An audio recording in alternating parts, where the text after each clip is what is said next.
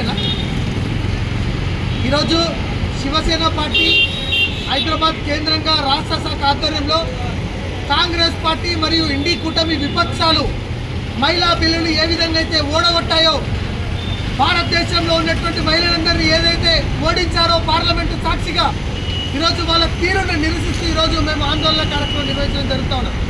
అడ్డుకున్నది మహిళా బిల్లును మాత్రమే కాదు, భారతదేశంలో సగభాగమైనటువంటి మహిళా లోకాన్ని, ఈరోజు జెండర్ ఈక్వాలిటీ అనే ఒక విషయాన్ని కేంద్ర ప్రభుత్వం గుర్తుంచుకొని ఎన్డీఏ ప్రభుత్వం మహిళలకు 33% చట్టసభల్లో అవకాశం కల్పించాలని తీసుకొచ్చినటువంటి బిల్లుని ఓడగొట్టి ఏదో గెలిచినట్టుగా సంబరాలు చేసుకుంటున్నారు.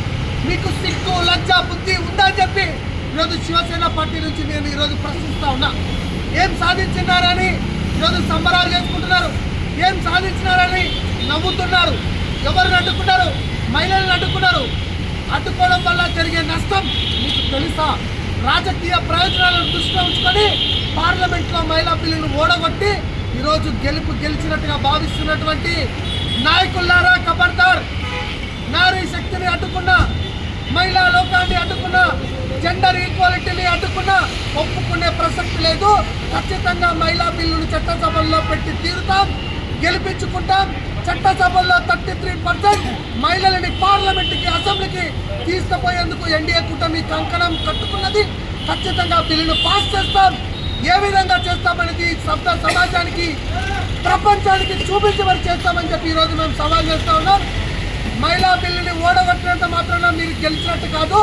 మీకు ప్రధానమంత్రి పీఠం ఏం రాదు. రాహుల్ గాంధీ గారు ఖచ్చితంగా చెప్తున్నాం, మీరు ఈ భారతదేశంలో ఎప్పటికీ మీరు బ్రతుకున్నంత వరకు ప్రధానమంత్రి కారు. రేవంత్ రెడ్డి గారు మీకు కూడా చెప్తా ఉన్నాం, హైబ్రిడ్ బిల్లు ఎక్కడ లేదు, ఇక రాదు.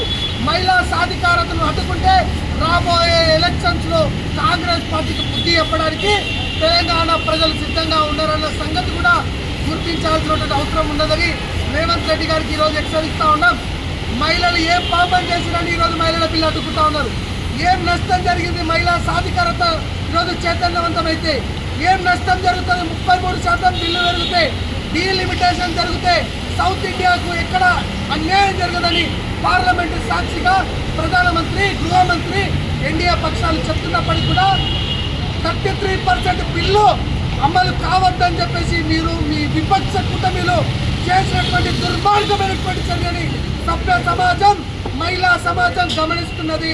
ఎక్కడ ఎన్నికలు జరిగినా ఖచ్చితంగా సభ్య సమాజం, మహిళలందరూ కూడా ఇండియా కూటమికి యాంటీ ఓట్ వేయబోతా ఉన్నారని చెప్పేసి ఈరోజు హెచ్చరిస్తూ ఉన్నాం. మహిళా బిల్లును ఖచ్చితంగా స్వాగతిస్తాం. మహిళా బిల్లును ప్రవేశపెడతాం. మహిళలు వర్ధిల్లాలి, నారీ శక్తి వర్ధిల్లాలి, మహిళా సాధికారత పెంపొందాలి. మహిళా